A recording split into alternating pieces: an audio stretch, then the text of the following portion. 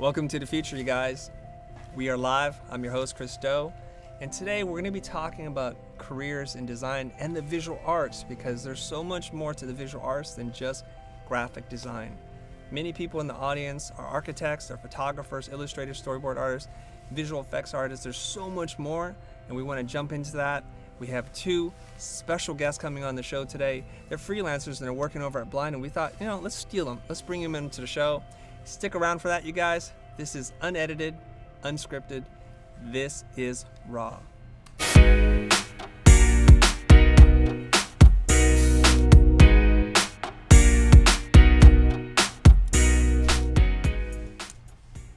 All right, welcome back to the show, you guys. Before we jump right into this, I want to give you guys a couple things to think about.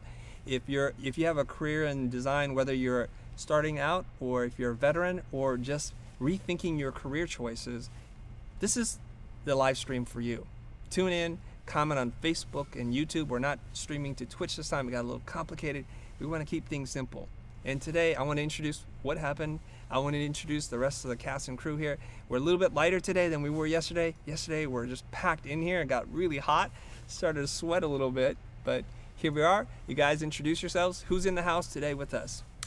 What's up, everybody? I'm Aaron Zakelli. I run the show. I'm Chris's right-hand man, and I try to make him look good whenever I can. You are the right-hand man with a game plan. That's true. The ongoing joke here for you Game of Thrones fans is that Aaron is called the Hand of the king. But then yesterday I got demoted to that dude that just says, hold on, hold on.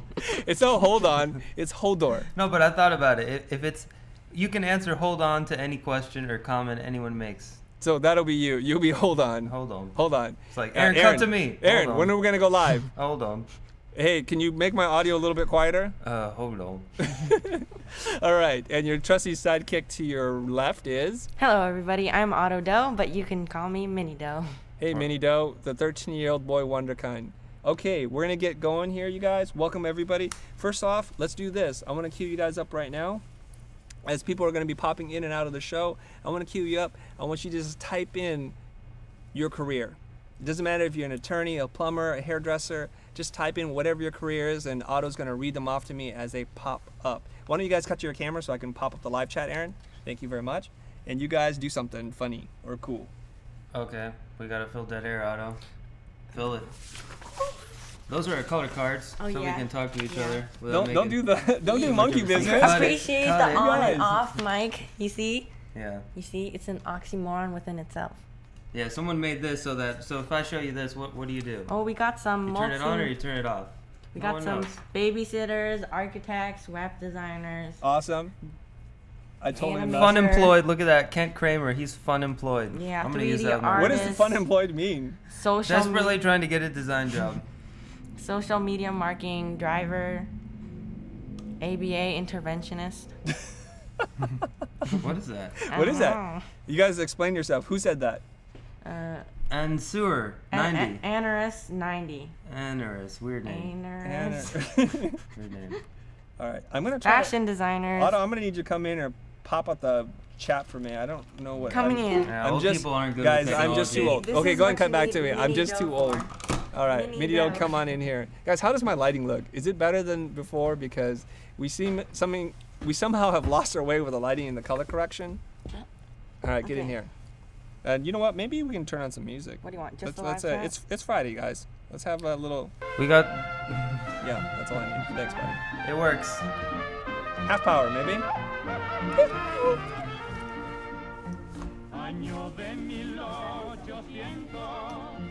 All right, that's enough of that. Okay. Was that all right? Okay. Much better. All right, illustrator, graphic designer, job hunter, web designer. Lighting is on point. Thank you very much, you guys. Okay, I got this question from the internet. The question was, what do you say to clients who pick the wrong direction? You guys ever get that? Do you get a client where you show some work to and they seemingly pick the wrong direction? What do you say to them? What would you guys say to a client that picked the wrong direction? Like, you gave us some options. Aaron, what would you say? I would. Who am I to say it's the wrong direction? What do I know? Yeah. It's your Well, business. You know no, what if you want. feel like it's the wrong direction. Oh, So what do Like I do? the cheesy one, you know? I'd be like, Yeah, I would try to bring it up, to have a conversation with him about it and say, this is my opinion. Take it or leave it. Is that rude? That is No, super, I'd put more, like, unsmooth. smoothness on it. I would say something like, hey, I think this would be a better option for you guys, and I want to help you and do the best I can to make your business better. But if that's what you want, then that's what you want. I think this would make your business better, but if you want to go with your thing, that's cool too. So why did you present me two options, and with one option not being something I could even use? That question made no sense, dude. Yeah, What do you mean? see, we had no control of that. Yeah, you did. You do, because you presented multiple options. Okay, so think about that. I just want to make sure that we're streaming live on Facebook. I Aaron? can't find it. I can't find it either. I don't know if you've done your job, Aaron. Head on. Uh-oh. Let me see here. Right, you can get some. Come on, Aaron. Yeah, Let's Aaron. get on this. Are we on Facebook, you guys? Are we there yet? I know we're on YouTube. Oh yeah, someone's called me genius. All right. Smart little dude. So All let right, me give answer a this second. I'm question. gonna be All trying right, to you figure this guys. Oh, out. people are saying no Facebook. There's no Facebook, guys. Get on the Facebook game. Thank you very much. All right, let's talk about this. And keep the paper shuffling sound effects to a minimum, because it's coming right into my ear, and it's coming really hot this ear. Oh, sorry. This ear. All right? What mic are you, see? All right, you guys want to kill your mic when you're talking, I'm please? Please? Might be. Please? All right. So here's the thing. Here's the dilemma. If you guys are showing your clients multiple options, there are better ways. There are better ways, but if you show multiple options, first and foremost, be sure you love each and every single direction that you show them. When I was first starting out in my career, our producers would put into it, we'll show you 5 to 7 directions. And I got upset at them. I said, well, why would we show them 5 to 7 directions? What if I only had 3 really good ones?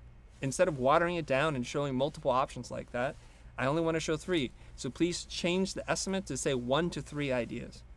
I only want to show them ideas I believe in, and I feel like by the 5th idea, we're now just stretching it. We're going to dilute the power of the ideas, and if you like so many ideas, you do the other 4, I will do 1 to 3. And so we started to change the way we approach this. Now, I would never, ever show the clients designs that A, you're not proud of, or B, you don't have the full confidence that you can talk them out of. So what is the point of showing that design anyways? It's to show them that you've been really busy working on the job. And that's just busy work, and I don't like that either. Okay, so first and foremost, don't show them design directions that you're not proud to fully execute. Now, let's assume that you have 2 really good options to present them, 1 and 2. Okay, what you can do then, if you want to push them towards 1 or 2, and they want to pick the other one, and maybe 1 is more daring, maybe it's bolder, and the one that you can really get excited about. Maybe that's the direction that you've been pushing your client to do for some time, and nobody's willing to buy that. And this is the one time. So first and foremost, put the direction that you want them to pick up front. Present it in its best possible light, because typically speaking, the clients will pick the very first thing that you present in the sequence of things. So that's the first thing. Now, I think Otto already kind of alluded to the answer, which is how you navigate this. And I take the position of, I do not know what's best for my client and their business outside of the entire context of the business itself. All I know is the little part that they give me to do. And designers tend to get stuck on the aesthetic part or on their own hidden agenda. Maybe it's that style they've been pushing and nobody's buying, which we've mentioned.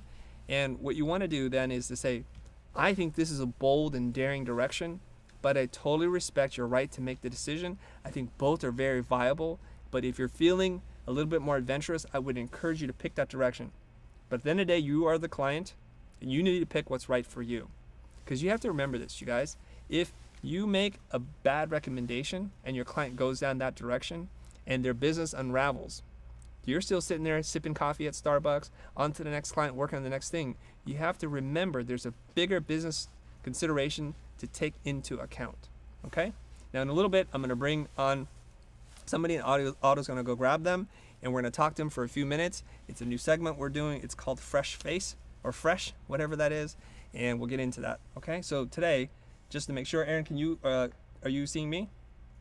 Just to remind you your guys, screen? here's the title card. Yeah, cut to my title card screen, please. Just in case you guys are a little confused as to what we're going to talk about today. Aaron, sometime before while I'm still young, please. There we go. We're talking about careers in design and the visual arts. Now, we can cut off that. When I went to Art Center, it's a visual arts school. It's not a performing arts school. That would include music and ballet and things like that. This is the visual arts. You can come back to me. Okay, thanks. So the visual arts would include photography, illustration, fine art, environmental design, cinematography, film. Did I say photography already? Graphic design, illustration, transportation design, industrial design, media design, architecture, stuff like that. Okay? Those are the career options. Design. And I'd like to think that we're giving advice that goes far beyond just advice for graphic designers, and people who are illustrators can apply this advice if you're a photographer, and we're welcoming in a whole new audience of creative people. I don't want to be exclusive there. Okay? Anyways, are we all good with Facebook, Aaron? No, we're not. We're not good We're with still Facebook. not up on Facebook? Yeah, Okay. once I hit that button, I gotta end it if I want to try again to fix it. I thought we had all this time to rehearse this part of this part. We didn't. I screwed up, man. I'm sorry. Okay. Well, We're not going to be on Facebook today then. we That's got a cool. super chat. Okay, cool. Hold on. Tell us about the super chat, Otto. They just want to say thank you. I don't want to butcher their name, but I'm going to do my best. From Majid. Well, thank you very much. Thank you for the super chat. Somebody's asking, Nelson Herrera is asking, hey dude, where is Molly? Where's Molly? What happened to Molly? Molly's out sick today, you guys. So first when we had Molly, it's like, what up with that girl Molly? Now Molly's been on the show 3 times, like, where is Molly? Where's Molly? Where's Ben? Where's Matthew? People are where they are. You guys just chill out. Here we go. Greetings from Germany. Thank you, Lucas. I know we have a pretty broad and international audience. Super cool. I wish I could do all of them sometimes. No Facebook yet. Driving while listening to you guys is gold. Is motion design tied to graphic design? I think they're close cousins, guys.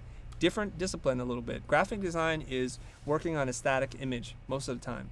Motion design is storytelling across a sequence of images. And the theory then is when you add up all the still images, it creates and communicates a much bigger idea. So now you have to get into editing, semiotics by pairing up one image after another. What does it mean? Pacing, there's animation involved. And just speaking for myself, coming from a traditional graphic design education, jumping into motion was that easy. Had to learn about animation, cinematography, editing. There's a lot more visual effects, a lot of stuff that I have to learn, but they're very closely related cousins. Chris, sorry to interrupt you, but that jacket is making a lot of noise. You want me to take off my jacket? Jacket off? Yeah, jacket off. Yeah. Aaron, jacket off? Yeah. Or jacket on? I'm staying away from that joke. Okay, I'm going to take the jacket off. Give me 1 second, you guys. Oh, shoot, I'm caught up here. That's a pretty good joke, man. My earpiece. This is gonna be where the guest sits, by the way. That is where No I'm guest yet. Yeah, there That's he our is. cutaway. All right, you goofball. Why don't we go get one of our guests? All right. Let me prepare the deck. Watch your feet there when you get up. Yep. Okay. So, Aaron, what else can we talk about? BRB Future Fam. What else can we talk about? I don't know. I got this Facebook Live thing on my mind. I don't get why it didn't work. Well, I did get the over same it. thing I Get did. over it. Get over it. All Because right. we can't do anything about the All right. past because we are in the future. It's a good future pun. What was the best future pun you've heard lately? I think that was it for me. I don't know. That's what else is there? Oh, I was talking to somebody this morning. He said, "Is this Chris from the future?" And I said, "Yes, it is Chris from the future." He says, "How is it in the future?" I said, "Life is wonderful in the future. Things can be better. Things could not be better. I love the future." All right, we're gonna. What else are we doing, Aaron? I don't know. And who are we bringing in? Are we bringing in Julia or Tristan? Tristan. Tristan? Hello. Okay. She's coming. She's coming in. Cut to her camera. And Get her on. Have her sit down. Otto, explain to her what's up. All right. and- yeah, it's legit. Come on, Tristan. Come on in. It's a full-on setup. All right, put on your headset and get the mic. Oh, hi. Hey, see? Welcome. Aaron, cut to my title card. There you are. This is a new segment Oh. called Fresh Face, and this is a very fresh face. And I'm going to take advantage of the fact that we have a bunch of freelancers in-house right now, a lot of different projects going on. I don't want to steal you for too long, so we're thinking maybe spend 5 to 10 minutes with you, tell people what's up. Okay, so cut to my next card. Here we go. This is Tristan. She's a storyboard artist and an illustrator, and I think that's how we work with you, right? I know you do lots of different things like character design and whatever else you do, but this is how you get in touch with Tristan. She's at Tristan_the Peas. Is it Pease or Peace? How do you say your last name? Peas, like Peas. the vegetable. All right, excellent. And there's TristanPease.com. That's how you guys find out about her. Let's talk to her, and then Otto can pull up some images so you guys can check her out. So tell us, how did you get into this industry? What did you study? Where did you go to school? Oh, I went to school out in Rochester Institute of Technology in New York, and I majored in animation. And I thought I was going to do that when I came out here, but I sort of tumbled into this. Mm-hmm. Like, I answered a bunch of Craigslist ads, and some of them are real dodgy, but one was legit, and it was for Frameworks, which is this agency I work for, and they represent me, and they get me in contact with clients like you guys, and they hook me up with, like, work. That's great. Okay, I got lots of questions for you. So you went to RIT, and you thought you were originally going to get into animation, but you're now mostly storyboarding and doing illustration. Is that correct? Yeah, that's my jam, generally. Yeah, so what brought you out to California? Work. Like, I'm from DC, and there's no art in DC, so I figured I better make the big move. Wait, did you say there's no art in DC? There's no art in DC. Everyone's a lawyer. All right, some people are going to get offended, but that's totally cool. That's totally cool. We're on the edge here. Can you guys hear her okay, or does her mic need to be more in her mouth? You guys? It sounds good. It sounds good? Okay. All right, I just want to make sure. No, I just want to make sure we're getting optimal audio quality. All right? So, so you came out to California because there's no art in DC. And what was it like when you first arrived here? I mean, were you scared? Do you have friends or family that live out here? Oh yeah, my dad, he's from LA. Like, his whole family lives in Northridge. Like, I got aunts and uncles and cousins, so they were like, my parents felt better letting me go somewhere that had like a safety net. Mm-hmm. So yeah, and it was actually not too bad. Like, I have friends who came out here after college, and it, and I'd been to LA before, so it wasn't like super scary. It's like, don't go to Inglewood, don't go to Compton, anything you've heard in a rap song, don't go to that place. And what about the LBC? The That's where you're from, right, Aaron? I'm not from Long Beach, man. I'm from El Segundo. Oh, okay, totally different. Right, I'm sorry. Totally different. Okay. And how old were you when you moved out to California? Like 24. 24. No, 23, 24, something like that. Yeah, a while ago. Okay. Now, you had mentioned that you got hooked up with this company called Frameworks, and there's some dodgy operations out there. They're not one of them. And that's actually how we found you, I believe. Oh, right? Through Frameworks? I think so, right? Yeah, it must be. Like, she represents a lot of artists. It's generally a case of, like, a client has heard of Frameworks or worked with them before, and they need somebody, and that person is not available, and she's like, well, have you heard of Tristan? And then Right. I get hooked up with a client. Yeah. Right. So for many in our audience, they don't know what a sales rep is or even what Frameworks is. Can you quickly describe what that is in layman terms? It's just like an agency. Like, they represent, like in movies, like, I'm an actor and I've got an agent. It's kind of like that. Like, they make sure that I get hired for jobs. They basically put clients and me together. So, like, I believe the clients look for storyboard artists through her, and she's like, well, I have this fleet of artists. Who would you like to use? And I'm in that fleet. Right. So Awesome. Yeah. So they're art agents, art reps, and they represent illustrators and storyboard artists for the commercial and the film industry. Is that right? Yeah, that is a more professional way to put it. Okay, cool. And so they go out and they hustle on your behalf. They try to Yeah. connect you so you don't have to do the marketing and the sales. They negotiate the price for you. Mm-hmm. And how do they charge you? Like, do you pay them out of your pocket or they charge the client? How does that work? They just get a percentage of whatever I make, so they get like 20%. 20%? Yeah, which Ooh, is a lot, but I kind of make a lot. Like, so it's like, I'm fine with that. Hold on, I need a sound effect here. I don't have the cha-ching sound effect. Where is that? Oh, shoot, I'll find it later. Here we go, do the coin. There you go. That's more than just that coin. I need a bigger sound effect than that. Yeah. So Tristan's like, I'm a baller, yo. I don't go to Inglewood or any scary places from rap songs, but I make a lot of money, and then they take 20% of that. Yeah. And how long have you been with them? A couple of years. Like, I've gone off to do other projects in between working with Frameworks. Like, I took 6 months off to work on BoJack Horseman recently, like a season of that, and then just came back to Frameworks, and they're like, yeah, come back. We got clients for you. So it's a pretty chill operation, which is nice. Like, you're not beholden to them.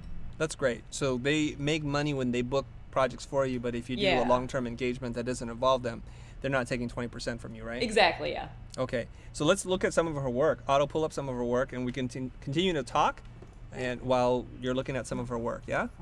Otto, we got that ready? Wait. So Joshua says she makes a lot. LOL. And I think somebody's saying balling, but they might have misspelled it. There's your work. There it is. Okay, so let's take a look at this. Can you see this, Tristan? Huh? Oh yeah. Oh, okay. That's old. I'm sorry. Come on, We it's grab what oldest we grab. thing. This is So- the oldest thing. We will pull some things off your website. Oh wait, keep that up. Keep that up, Aaron. Yeah, don't mind her uncomfortableness with her own work. There's a lot of people who are looking at this, and talk us through what this is, what this represents. This is, I think it's on my Frameworks website because they're like, we need you to pretend like you storyboarded something before, make something up. And I did. So I'm like, hey, these girls are having fun together, decorating a room, isn't it something? So that, I don't think it was even for a real project. I see. So Yeah. this is what we would consider spec work, something that you do to showcase your skills and what you know how to do, right? Yeah, basically, yeah. Theoretically, this is for a commercial for IKEA or something like Yeah. that? Okay, excellent. And so did you learn these skills while at school, figure drawing and doing things like this, composition? Yeah, a lot of it. I mean, I've been drawing all my life, so it was just sort of expanding upon what I already knew how to do in college. And we actually had to take a lot of film classes, so it's like, this is a medium shot, this is a close-up, this is all that, like, verbiage that you... Like, there's specific verbiage to commercial work that is very useful to have that's not specific to, like, animation. Mm-hmm. So it was good to be able to, like, take what I had learned in film school and translate it into the real world. Because I didn't think I'd be working in live action, but a lot of the time I do. So it was super helpful to learn all that stuff in college. I see. Yeah. And when you came out here and you got your rep with Frameworks, were there any kind of challenges or scary moments in the beginning where you were concerned that you weren't going to make enough money?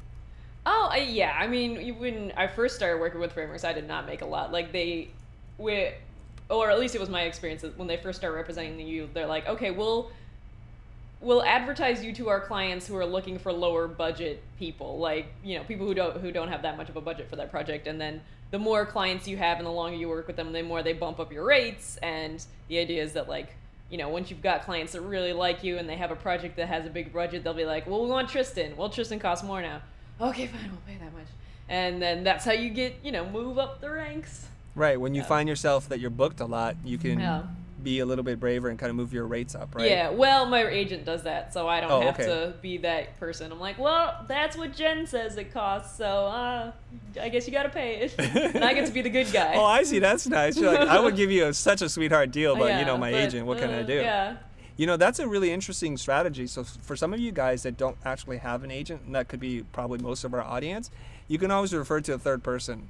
It's always nice to have another person to be the bad cop, because it's tough to be the creative and the bad cop. Yeah. So you can reference. I used to do this when I hired an assistant. I would say, like, from here on out, when we're talking to the client, you're the project manager, and I'm like, you know, you guys, my hands are tied. Yeah. And then they would do those kind of conversations. I would coach them through the entire process. Perhaps not everything above board, but that's the game that we play. Yeah. Now, would it be bad form for me to ask you what your rates are? We don't have to talk about that. I'm just going to ask in case you're okay saying Oh, no, yeah. We charge for me $800 a day, and I take home $600. Woo. So, yeah. $800. She is a baller. That is what we're paying you. Is that correct? Yeah. Oh my God. Oh my God. You guys, we need to edit this part out. Like, where's the edit on? Woo. I mean, right now, you're paying these moments. That's how much you're paying me to sit here and talk to you. We better end up this segment really Right, quick, wrap it because up, man. you're gonna blow our monthly budget for what we spend to produce these episodes. So I thought that was great that you could share that. Otto, let's cycle through some of our work. Some people are like having some issues with your Flash-based site that's kind of super crusty. Oh no, my old site. Yeah, that's your old as site. balls. So here we go. This is I don't know how old balls are, but it's old as balls. Pretty old. So is this Instagram or is this still on her site? This is still on our site. This is just Okay. the illustrations part. Cool. That's Let's cycle old. through some of this. So some of the work you do is not black and white. It's colored. It's painted. You do this all in Photoshop? Yeah. I mean, I've done other stuff in like Illustrator and Flash and stuff, but Photoshop's my favorite. Yeah. Yeah. And I noticed that you have certain tools that you like to use, and everybody prefers their tools. What's your tool of choice? Tell us about your computer. Tell us about your tablet, that kind of thing. Oh, I got just like my MacBook Pro and my Wacom tablet, and I just work through there, like the not the Intuos, but the Cintiq, so you draw right on the screen, and then I just sort of put that in my bag wherever I go. I have my own setup. I just need like 2 outlets and a chair, and then I'm ready to go. Excellent. Nice. 2 outlets and a chair, and $800 later, she Yeah. is ready to go. She's ready to go. Okay, is there anything else that the people want to talk to us about? Like, show a bunch of our illustrations. Otto, that's a signal to show more work. Come on. Go ahead, show it. And if she wants to add anything or say anything. Don't you have a bunch of her Instagram page up already? Huh? Oh, any of these are fine. Or my Instagram is all my newer stuff and pictures of my cat, basically. That's all my Instagram is. Here. Oh, yeah. So that's new. That's actually a job I did here. Oh, yeah. That never got made, so I'm like, I can post it now, right? Because it never got made. Whoops, it's out, so there it is. That's really beautiful. Oh, and that's a thanks. very different style. It's more of that graphic style, right? Yeah, we were trying to match, like those posters of national parks was what we were trying to do. I have some of them here. Oh, yeah. So we were trying to hit that, and then the client just backed out of it. So I was like, all right, I guess it's mine now. But So let me ask you this question. Just can you quickly talk us through the process? Like, how do you start this? Is there a pencil sketch? Do you do this all in Photoshop? Oh, it's all in Photoshop, yeah. It's all in Photoshop. Yeah, I mean, I haven't, like... usually it's the director draws something on a piece of paper, and I just take that into Photoshop and make a sketch and show them, and they're like, yes or no, or change this, and then I, like, tighten it up. Pretty easy. Yeah, you're getting some nice compliments here with the A-OK sign. People are saying nice landscapes. Are we doing this, like, live? Are It people is watching super this? live. Like, this is the most I live should be, like, I don't know, more cool one. Yeah, you're super cool. Slouching, I'm like... telling you, though, try pointing the mic at your mouth, and you're going to get a better sound quality. You'll see. Oh, hello. There we go. You see that? Totally different. Sorry. All right. Do you have any secret skills or anything else you want to tell the audience? Because I got to let you go back to work because it's costing us a pretty penny. But anything else you want to tell us about you? Oh, about me? I'm pretty boring. That's the key. If you're real boring, people want to work with you because no drama. That's right. That's a great tip, actually. She's drama-free. She Drama-free. gets the work done. She's got her headphones on whenever I walk by. Yeah. I know where my $800 is going. It's going into the work. She's not checking out Facebook and updating her feed, obviously. But you're not that boring because check out the shocking pink hair. Like, you always come in with some crazy hair, right? Yeah. I think Tell us about the pink hair. it was just for Comic-Con. I was like, it would be fun, and so I just Did you went- dress up? I didn't, because I figured I could just do pink hair and not do a costume. Because costumes, you gotta, like, put the work in. Like, you gotta have, like, big shoulder pads and skirts and high-heeled boots and stuff. And I'm like, well, I just want to go in my sneakers, so this is enough. Somebody's saying, I think Jekka is saying, I want that pink hair. I want it too. You guys, get in line. Yeah. We all want the pink hair. That's a super rad color. It's so intense. Now, were you at Comic-Con as a fan, or were you exhibiting? Were you in Artist Alley? What were you doing? No, I wasn't in Artist Alley.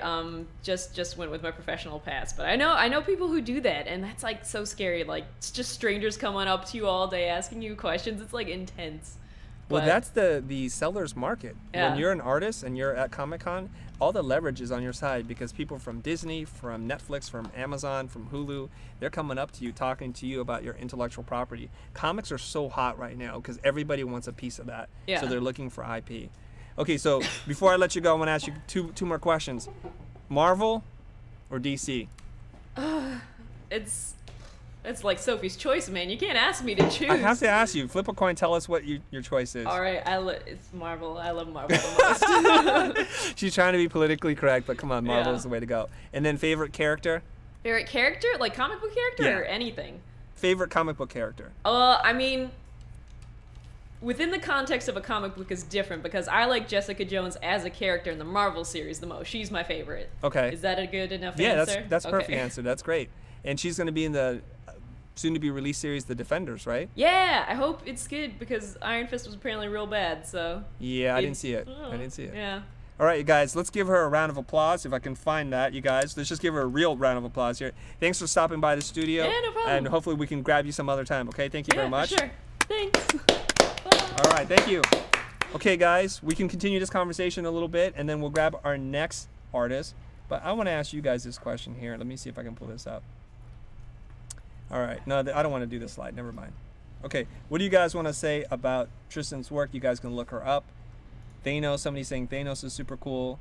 And Hake Studios is saying DC is the way to go. Well, we all have our different clubs, right? We all have our different tribes. I liked Iron Fist. I don't know if that's a sad face emoji or I can't read that one. What's your Instagram? Again, I don't remember it, you guys. I put it in already. Otto put it in the chat. You guys just look that up. It's important to join the live stream on time. And even though we're not on time, so I guess I should give you guys a little bit of a break. And so I hope you guys realize that when we're talking about a design or a creative career, that it can span many different things. Now, I don't talk about storyboarding or illustration myself because I don't have a lot of expertise there, but the concepts about how to present your work, how to position, how to market, how to negotiate price, all the principles that we talk about being a freelancer as an illustrator, as a designer, they all apply here. So hopefully you guys can extrapolate that and apply it to whatever career that you're in. Now, let's take some questions from our audience since we're only on YouTube today, sadly.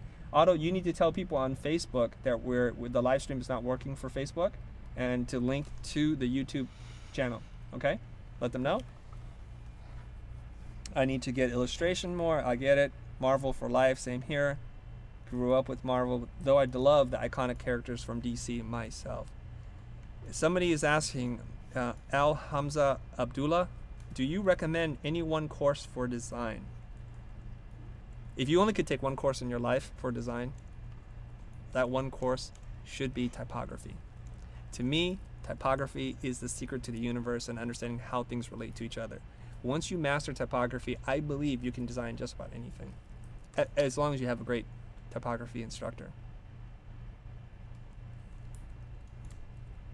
How to get an agent? Okay, how do you get an agent? I think you have to be really good, and you can just try calling them up. One nice thing about having an agent, as Tristan mentioned, is there's usually a couple like really hot artists that are always booked. And so the beauty of the agent is while you're still coming up and you still don't have your own following, what the agent can do is to recommend you when the other person isn't available. It's a great way. That's how somebody can take you under their wings and give you that initial flurry of work or inquiries for work, okay? Now, Chris, agents... sorry, I saw a good question Go ahead.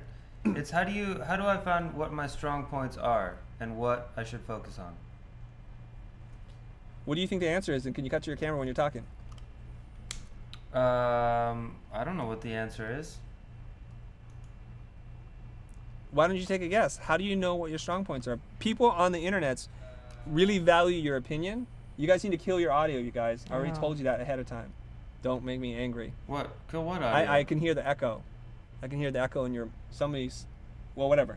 All right. Aaron, they want to see more of you. They want to hear your point of view because maybe we're at different ends of the spectrum in terms of where I'm at with my career, how militant I am, how singularly focused I am on my careers and my objective. And you're still kind of in the first arc of your career, kind of figuring things out. So we want to hear more from you. So I'd love to hear your answer in this conversation.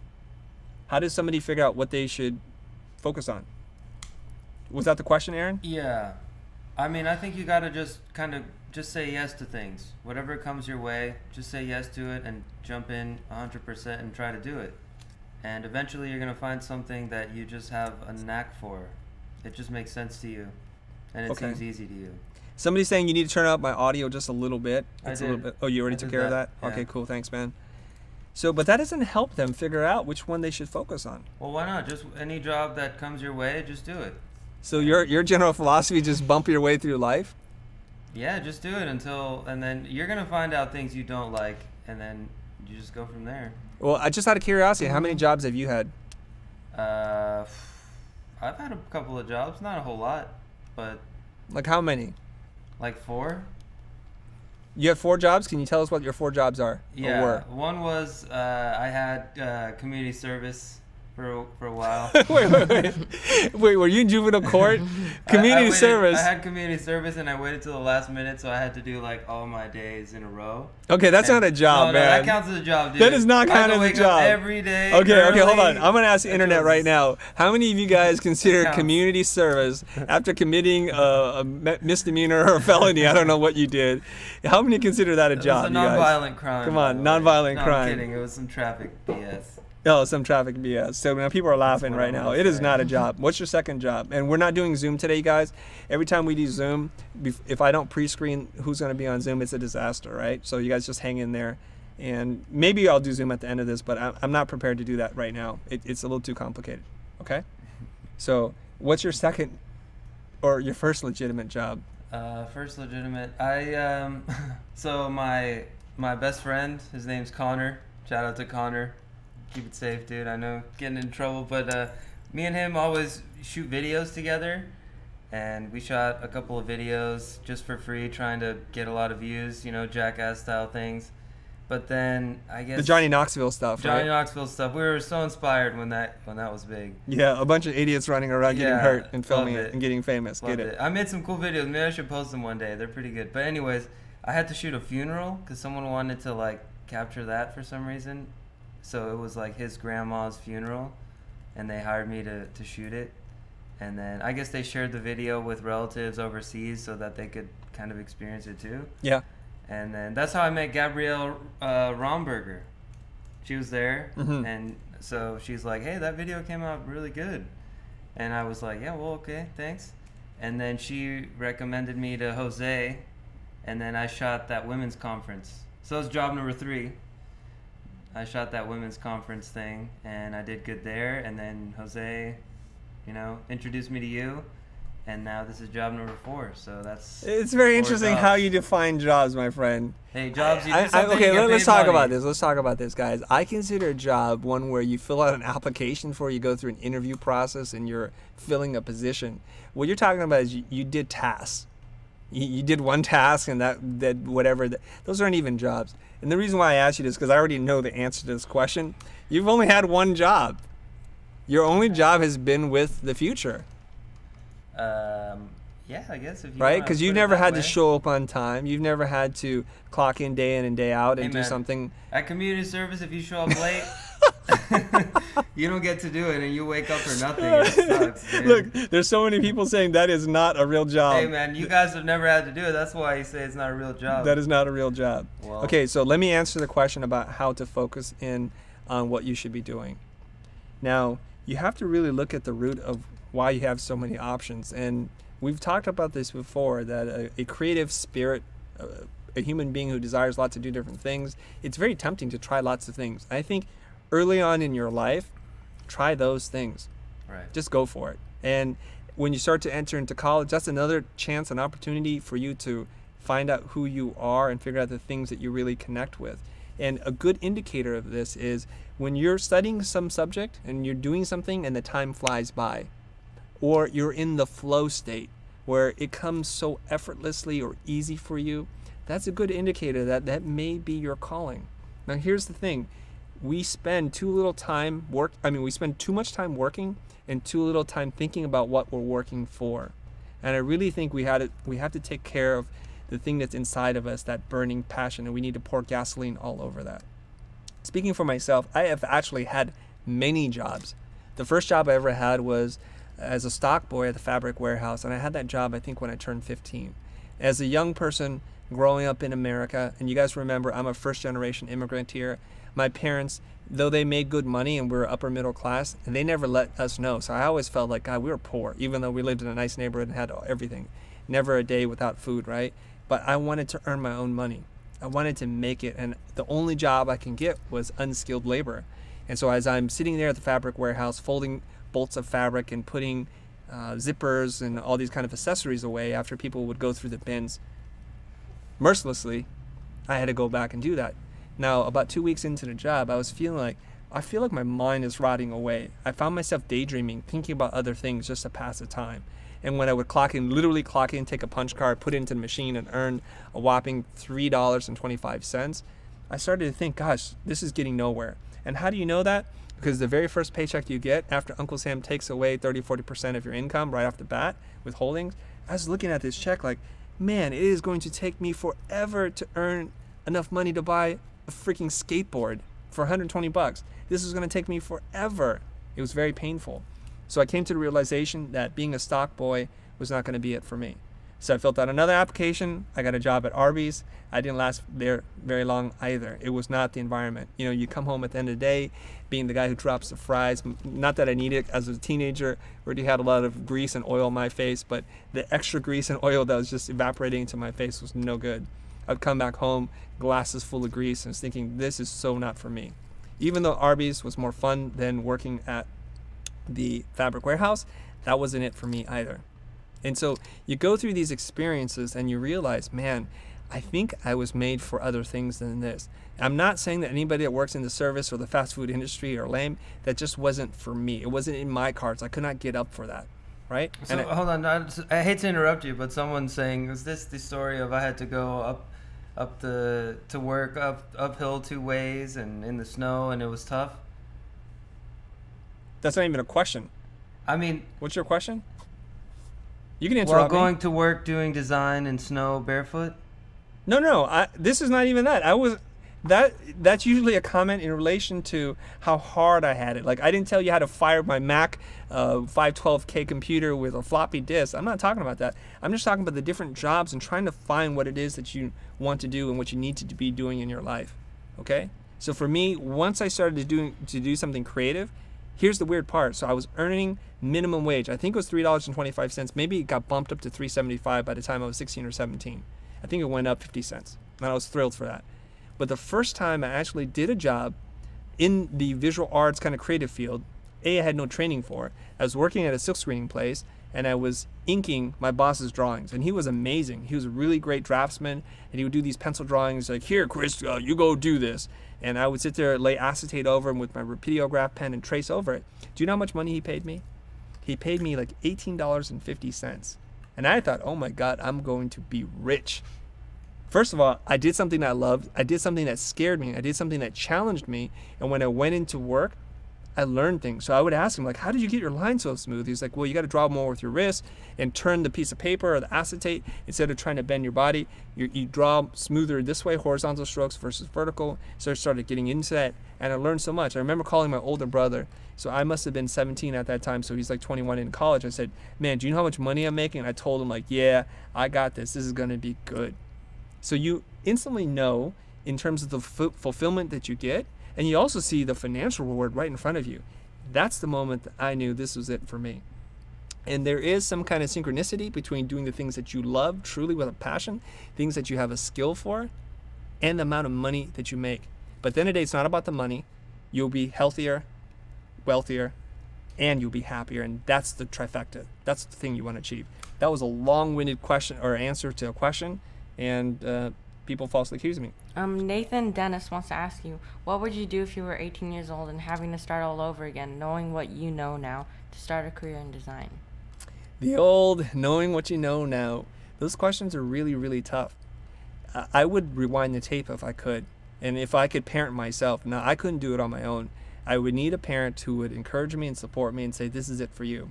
And I have to say, when I re-examined my life, despite me telling you the old typical Asian parent, first generation immigrant upbringing, wanting to be a doctor and a dentist kind of thing, I examined my life and I realized that my mom has been a big supporter of mine for a really, really long time. And my older brother, they saw things in me that I could not see in myself. And I think my mom was even subconsciously revolting against the system. See, my mom is an artist. She loves to paint. She paints with oils. She's a really incredible painter. She paints with oil pastels and does beautiful portraiture. But she worked at IBM. She was working as a designer drafter, and after many years, after a decade of working there, both her hands were ruined. She had carpal tunnel syndrome on both her hands, and it hurt her just to paint. So the way that she was able to resolve this, she had to have surgery in both her hands. And I think in a way that if I'm reinterpreting the story here in my mind, I have to get this feeling like she wanted to be an artist. She wanted to make things. She was an entrepreneur, but she didn't have the training, the culture to understand what to do with these things. And she gave me that gift. She was out there buying me airbrushes and tools and always supported me into the visual arts. My older brother was the same way. He got me a credit card and saying, I see that you're hustling. You're trying to be a business person. I see that you got yourself this job at a silk screening place and now you're selling t-shirts instead of just working for the guy. So he really supported me. So it's really important to have that support structure and people to encourage you and to lay out options and paths for you. Now, if I could do it again, I would take drawing classes when I was probably 8 years old and just keep doing that and studying graphic design and exposing myself to the world of art and architecture. And if I had to rewind the tape, this is way, way pre-internet, you guys, but if we're living in the digital age in which we're living now, I would consume all the content that's out there the way I'm consuming it now, in the same way that I'm sharing with my son. Because everything that you want to know is already out there on the internet. It just requires some searching. So if you're going to ask me right now, like, what's my number one pet peeve? The number one pet peeve I have with people who are watching our channel, fans of our show, They ask me the dumbest questions when you could just type that in and find the answer. Or what books do you recommend? You can just literally type in Chris Dill book list and it will come up. Everything you want to know is already there. So that tells me that either you're really trying to prompt me to post those things in links, and I get that, and there's a lot of people who want to support us that way, but it's like you just don't even want to take the time to figure it out. Maybe that's a good segue for my next slide here. So let me bring up my slide here. And you guys can, that's a really great question, by the way. Nathan Dennis, you win for just such an awesome question. The old, looking back, what would you do differently? Okay, so let's go to this slide here. This is a very common thing I'm hearing right now. I'm just hearing this all the time. I have low paying work and I'm not sure what to do. I get a lot of unqualified leads. So what's the prescription for that? What do you do if you're just getting low paying work? If you're getting jobs that are $50, $30, what do you do about that? What are your thoughts, guys? Back to you. You need to approach how you earn money differently. You should charge more money. But they can't. Nobody's willing to pay them that. That's Well, an easy solution. You need to show them why they should pay more. How do you do that? Be more prescriptive, you guys. You tell them what makes them different from other people. That sounds like you're just making excuses. Like, I'm the Yeah. best, trust me. I'm better than everybody. Try again. Mm, And here's the question again if you forgot. Low paying work, not sure what to do. What do you do? What do you do if you're getting low paying work? People on the internet, go ahead and type in your answer. Give You us need some to- sound advice, you you need to guys. find different clients. How? I'm just trying to cycle through all the things you've said. You can share your process, you know, document your case studies.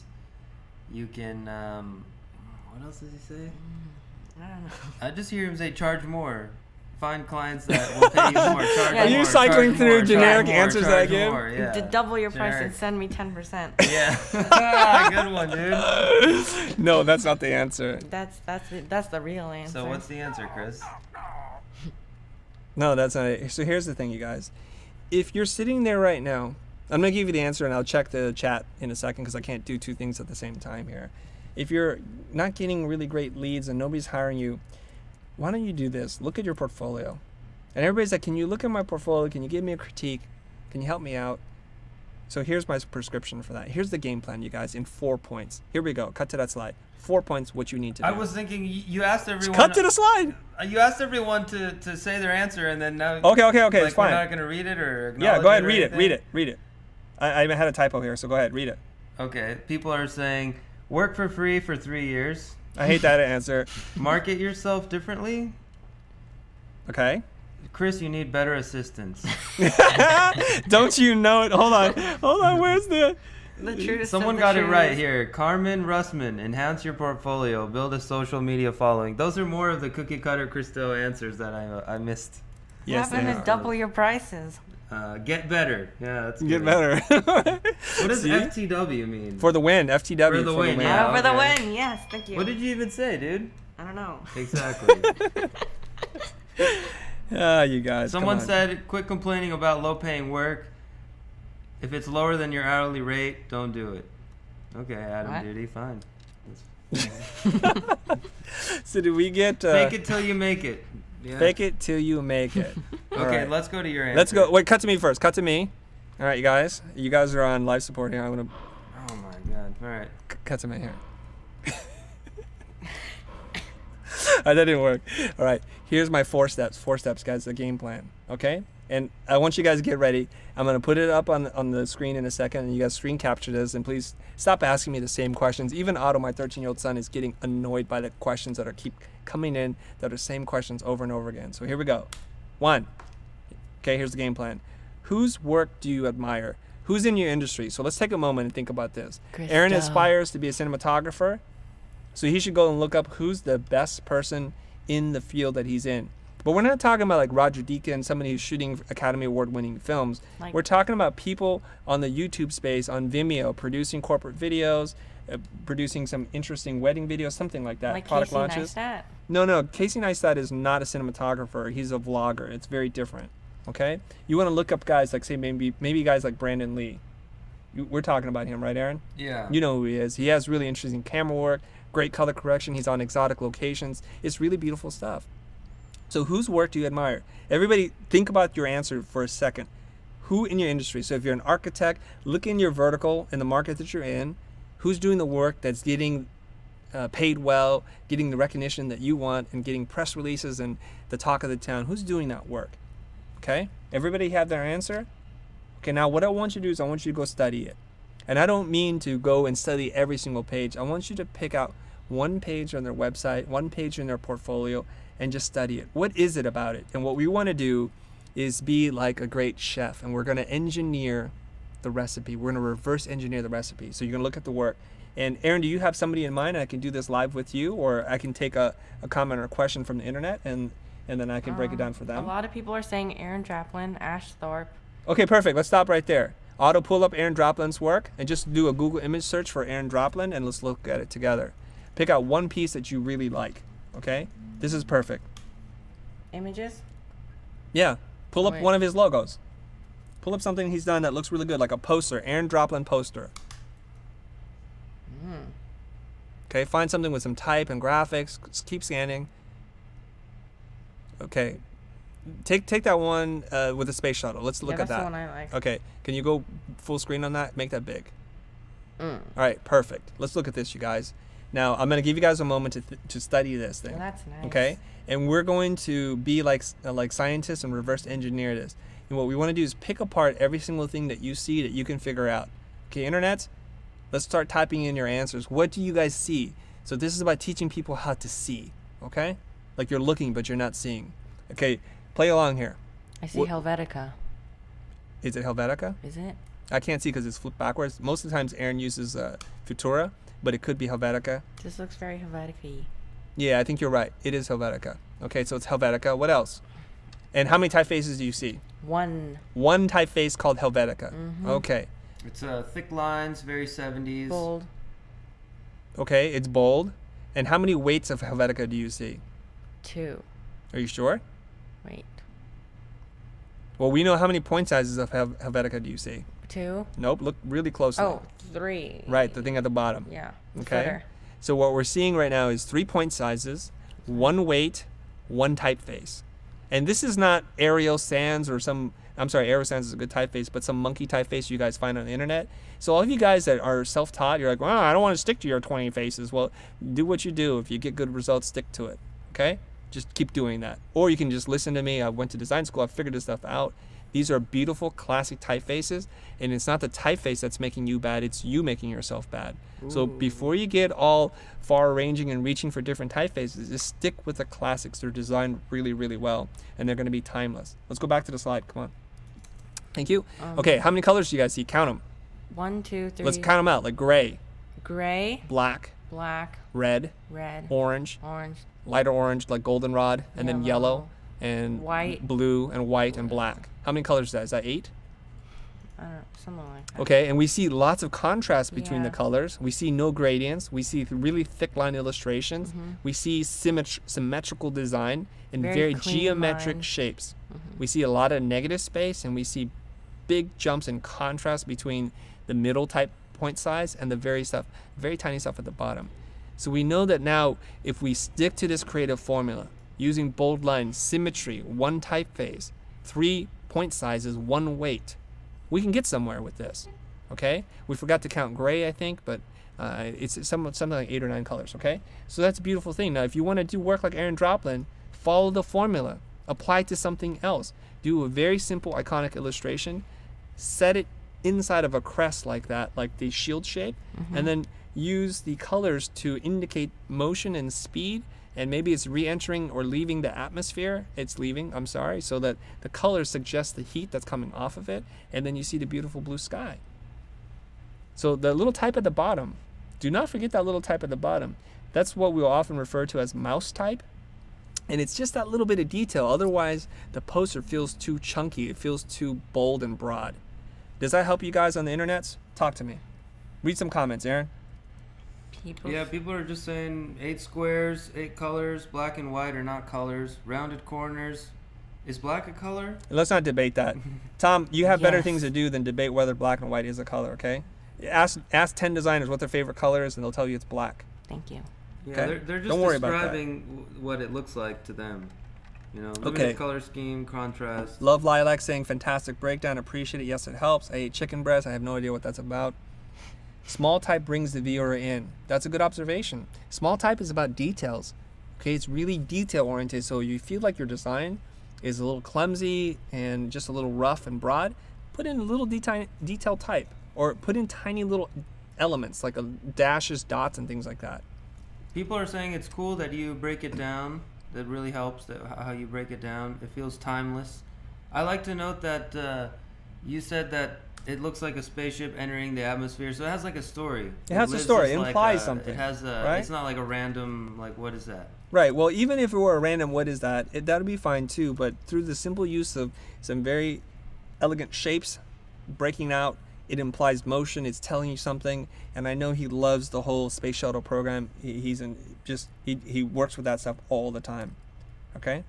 Why designers? Okay, guys. Let's keep it focused here. Focused. Let's go back to my slide, if you will. All right. So what we did was we studied it. We're breaking it down. We're figuring out the ingredients. So we want to stick to using those exact ingredients. Before we go and try to one-up Mr. Draplin, let's just see if we can get close to achieving the level of balance and simplicity that he's been able to do that. Okay? Now we go back and look at our own work. Now if you guys pull up your work, it's not going to be that good. How do I know that? Because you're asking, like, why do I get so little money? Yeah, why So are there's you this here? gap. There's the gap between where Draplin is and where you are, and where Draplin is and Paula Scher and Michael Beirut are. They're up here somewhere. And so you just look at the kind of work and do your best to just emulate it. Copy it outright. Do everything you can. And then slowly but surely, your hand starts to learn things. It starts to recognize certain patterns and proportions and scale, and you'll be able to replicate that. Now, let's do something totally different. Somebody who's not a graphic designer, not in the in the graphic design space, let's pick a different person, like a different career, because I promise we're going to talk about more than just graphic design here. So let's do that. I'm going to adjust the mic here. So somebody else that you admire, maybe a Ash photographer, Thorpe? a painter. No, Ash Thorpe is a graphic designer, motion designer too. So we would breaking down the same thing, like an architect or I know someone. I like the guy that did Full Metal Jacket, Stanley Kubrick, as a director. as a cinematographer. Well, who did that? Stanley Kubrick. No, Stanley Kubrick's the director, not the cinematographer. Are you sure? Look it up. So no. All right. I have it here. Okay. Usually it's a director and then there's a cinematographer. He's a film director, screenwriter. Just go producer. IMDb and look up Full Metal Jacket. Okay? Quickly, young one. Let's move. The young one is going quick. Aaron, name somebody else. That I admire. Yeah, that's in your vertical. You're not going to be Stanley Kubrick today, so let's keep it within Director. reason. here. Someone that's like closer to me. The director is Stanley Kubrick. Who's the cinematographer? It doesn't say. Just type in like who's the cinematographer. Come of on, I that thought you were movie. the smart one on Google, Otto. I don't know. I've never used IMDb. All right. Well, I need to pick someone closer to me then, right? Yeah, you need to pick somebody that's the next level up from you. Next level up. From Okay, me. because Oh, you can't okay. go from. I got it. Okay. I like the guy that does the show. There's a show I used to watch, First 48, and it's like a murder show. They follow cops, detectives around, and they just follow the murder story on finding the clues and whatever. Well, that doesn't help me right now. You need to pull up a frame or something. We can break it down. Well, we okay. kind of have to watch an episode and see the pacing of it and how they Well, move the story. one thing along. at a time, you guys. See, so here's the thing. Here's what I'm hearing Aaron say. I'm gonna put Aaron in a little box here. The little box is I'm gonna be a cinematographer. Yeah, you see, okay, that's my. You see what I'm saying? I've been thinking about this for a while now. All right, we'll cut to your camera when you're talking. Which is like you want to throw me into this box, like okay, my thing is cinematography, so only do that. But I feel like within cinematography, there's like you can be like a storytelling kind of person, like filmmaking. Like Stanley Kubrick, he doesn't only do cinematography. He He writes. doesn't even do directs. cinematography. He's writer director. He does cinematography too. Okay. He does all things. And like a lot of these guys do everything. Like when you start out, I heard Matthew Workman say this, like when you're starting out, you're everything. Everyone's everything. You have like two guys helping you and you are a grip, you're the director, you're the cinematographer, whatever. But like, so, I mean, it's too early, I feel like, in my career to say I'm this and that's it. I'm ignoring everything else. Like, I mean, That's why I got my theory of just keep doing things, you know? Do some grip stuff if that's what needs to be done. Whatever needs to be done, just do it, and you'll find what is your affinity, you know?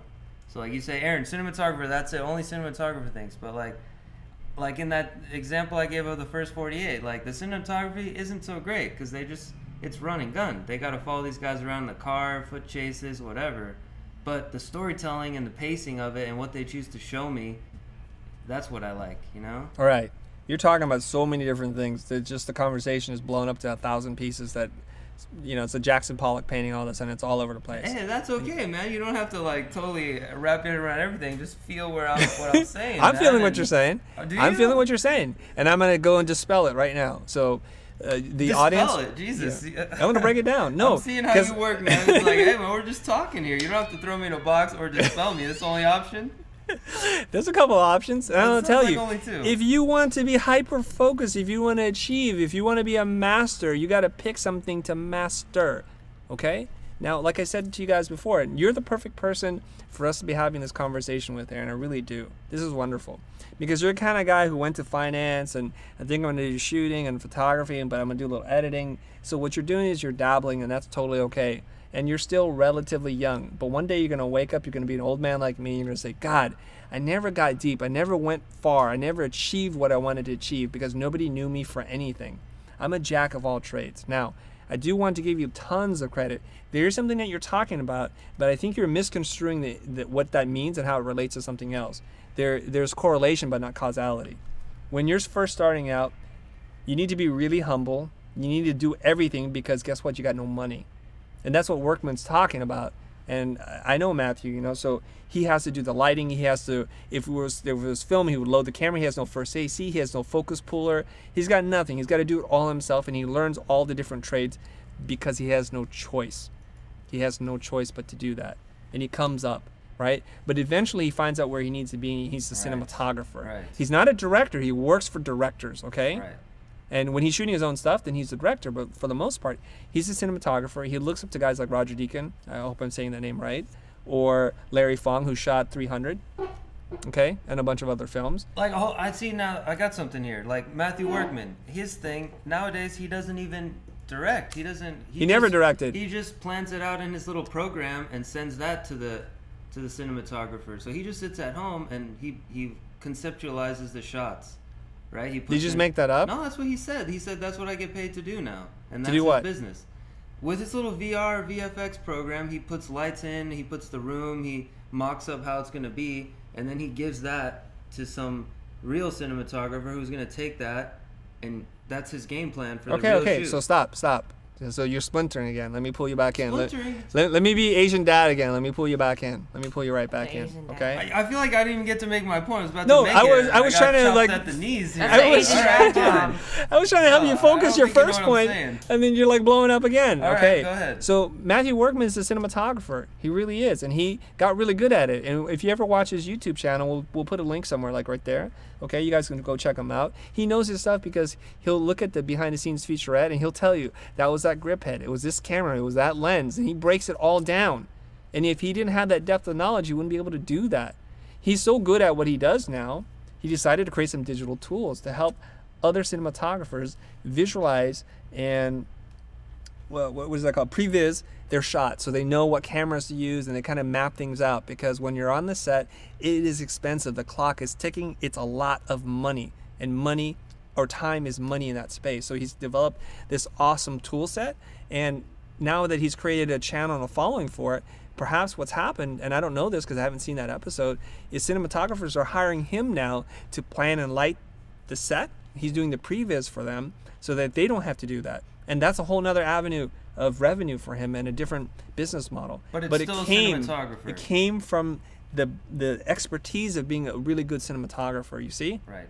He's not trying to be an editor. He's not trying to be a colorist. And we've watched episodes with him before where he's like, guys, I'm not a colorist, and I went to talk to one, and here's what I do. But, you know, if you really want to go deep, you got to go talk to that guy. Or here's how I edited the shot, but I'm not an editor, and you really should get an editor to do this. But for Okay. now, on his channel, he's shooting, he's editing, he's writing his bits, and that's totally cool. Like, because we have lights in here, because we have a multi-channel or a multi-camera setup, does not make us a TV station. We're still just trying to teach people design, the business of design, how to negotiate, how to work with a client. That's our main thing. Like, I want you guys to get really good. Otherwise, you're going to be some kind of assistant apprentice for the rest of your life. And that's the focus I bring. Now, I'm not telling you guys this, that my way or the highway. There are many other ways to find out your way, but I assume if you're watching the channel, you want to hear what I have to say. This is what I have to say.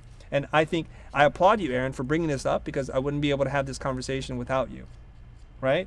So focus. You and I talk about this all the time. So for the time that you're editing for us, focus. Become the best editor that you can become. Learn editing theory. Watch other editors, how they work. Study their shots. Do they go with the wide shot, the medium, and the tight shot? How often are they cutting? Count how many frames before they edit to the next shot. And then reverse engineer. Break all the shots out so you see all the camera A shots together, the camera B and the camera C. Figure out what lens they're using. Recreate those shots. That's what I'm talking about. Study it. People, and I'm going to say this, and this sounds really judgmental, because you know what? It is judgmental. People are freaking lazy. They don't want to put the time and energy and effort to become really good at what they do. So when it seems like work, they change it. It seems like work, they change it again. Aaron, do you know anybody like that? Don't mention their name. Just yes or no. Yes. You know people like that, and do they like ever I'm in achieve? court. Yes or no? That's it. You Don't are in talk. court. Shut You're in the up. court of dough right now, and I've made my decision. Yeah, that's it. All right, Otto, I think it's time to go grab another person, and let's go grab our next guest, another fresh face, if you will. And I'll introduce this person in a second. She's been on this show once before, so you guys will recognize her. If you're OG, original gangsters of the Future Network, you will know who this person is. Okay, are you feeling hot and bothered, Aaron? I feel like I got a lot more to say, but you're, Keep saying, you're, keep you're saying. the one saying stuff. Oh, shut so up. that's Keep it. saying I have it. no room for me. Don't be a crybaby right now. No, Oh, man. come on. Don't be sit there and pout. No, because like I feel like I want to be a filmmaker. You know, that's what I want to specialize in. And there's a lot of different things I need to learn for that. I need to learn how to edit. I need to learn how to tell a good story. I need to learn how to light and shoot a shot and what lens to pick. These are all things I need to learn to be a filmmaker, which is what I want to be. So what are you learning right now? What do you So start? that's my thing. But for you, I feel like filmmaker's too broad for what you're saying. And cinematographer's too broad. I should be like a cinematographer that focuses on doing commercials. That's it. And then I could be good at that. But, you know, it's like, she's here, so let's just talk to her. We'll pick this up later. We'll finish this We're later, gonna finish dude. this up You're before being the a end of dick to this me. show. Yes, You owe me I can some food see. or something. I can see he's I'm all getting hot and salty, bothered right yeah. here. Okay, so here's the fresh face title card, and we'll introduce her in 1 second. There we are, another fresh face, and we're pulling in Julia. And Julia, say hello to the people. Hello. Excellent, Julia. Okay, shoot, my slide's not working. So I'm gonna pull up Julia's information right now. Julia Wright. She's an illustrator, animator, designer, and you guys can go check her out on juliawright.com, and Wright is spelled WRIGHT.com. You guys get that information? Please don't ask me that again during the show. Julia Wright. Now, I tried to get Julia's social media handle, but she's not on social media, which is really strange, right? I know. I'm How come, Julia? I'm lazy. Okay, I like the honesty. I guess what she's saying is being lazy. She's being a little self-deprecating. She's not lazy at all. She's super hardworking. And my suspicion is Julie gets so much work that she doesn't have to worry about getting work. Is that true? This year has been pretty great. So modest. It's pretty great.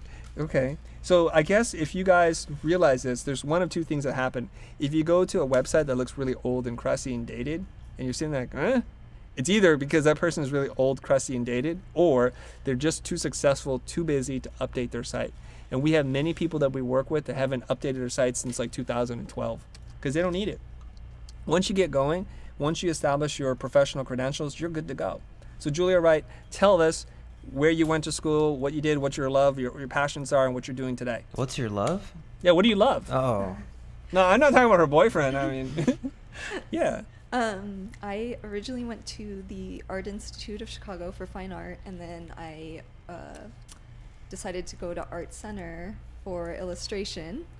And I left Art Center and did retail display design and construction for about 5.5 years. And I really loved it, but it was very physically demanding, and I kind of had hit a ceiling and there was nowhere else for me to go. So then I approached Christo about an internship, and he was so generous to allow me to come here Aw. as a not real student.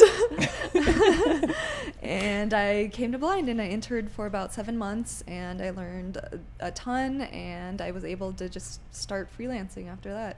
Okay, you guys, so here is yet another person who doesn't fit like exactly in one box or one mold, and maybe Aaron's going to feel validated, vindicated for this whole thing. But I want to talk to Julia a little bit more. So she's taken a rather strange, circuitous route. Like she meandered on this path a little bit. I want to talk about it. So you went to Art Institute to study fine art. How long did you stay? Did you graduate?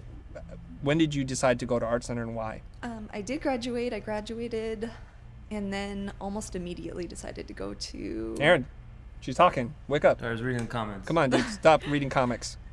Almost immediately afterwards decided to go to Art Center. I really loved fine art, and it taught me a lot about how to I guess explain my art and defend it and make better art. But I had talked with a lot of the teachers about, how do you get representation? How do you get a job? Like, what do you do when school finishes? And Right. there was almost no support Right. system whatsoever. And I had seen that Art Center, their grad shows were great and people were getting job offers. And I was like, well, at least, there's like a system there for after school. I see. So the practical nature of the necessity to make money and earn a living doing what you love, it didn't seem like at that moment in time fine art was going to yield that for you. There isn't a clear career path, right? Mm-hmm. And so you went to Art Center. Did you also graduate from Art Center, or did you drop out at a certain point? I think I dropped out. Like I only had a semester and a half left, and I couldn't. I don't know. I felt like I needed to go out there and Go out into the world. go out into the world. I see. And okay, so there's so many things I want to talk to you about here. So you fine art, you decided to go to Art Center and do illustration. And were you going in the graduate program or undergrad program? I went to the undergrad, so I did 6 years of undergrad. 6 years of undergrad, including, oh, I see. So Art Institute and Art Center, 6 years. Mhm. Okay, I was trying to do the math, it messed me up. Okay. So somewhere along the way, you decided to go out into the real world. Was there any compelling reason? Was it you're getting tired, you want to go to work, restless? Was the finances kind of stacking up against you in terms of your loans? Tell me about that. It was a couple of different things. I was racking up more and more loans. I also felt like I was getting to the point where, each Art Center class was at least $2,000, and I just didn't feel like I was getting $2,000 worth of education from Yeah, them yeah. after a while. And I just felt like I needed to just kind of leave the security of school and, even if it was rough, just try and make it happen. Mm-hmm. Okay. And so now you're out into the real world and you're doing, I wrote this down, retail construction and design, right? Mhm. And what does that mean in like regular language? Like somebody who's not going to know what that means. So when you go to a retail store, there's fixtures, there's also displays. Some retail stores have more of that than others, especially like the higher end, like if you were going to go to like Stella McCartney or something like that, they would have a much higher end like budget for that. But window displays are dollar per dollar, one of the best advertising for retail stores. So Yeah. we do displays, we do like interior. We also help them kind of format the store to generate more sales. Like, All right, let me jump in here to help you out. I think you're avoiding the name of this place. Is there any reason why we can't mention it? the specific place. Yeah. I worked at? No, we can. Okay, mention it. can we talk about it? Yeah. Okay, so what we're talking about here is Julia worked as a designer and retail construction person in Urban Outfitters. Mhm. And if you guys are thinking now, okay, then now that makes sense because Urban Outfitters has really cool displays. They're constantly changing the wall art, the way they hang their clothes, and so they're pretty progressive. If you go into another store, they don't really change that much. And so when Julia's talking about it's a physically demanding thing because you actually made stuff. You worked with your hands. You built displays, right? Because that's something that you actually did for us. You're really crafty with making stuff. That's true. I would use power tools and do crafts and paint, and I had a lot of experience working in galleries, setting up shows, so I already had experience prior to that. And I like, there's something really nice about building a giant, huge thing. Yeah.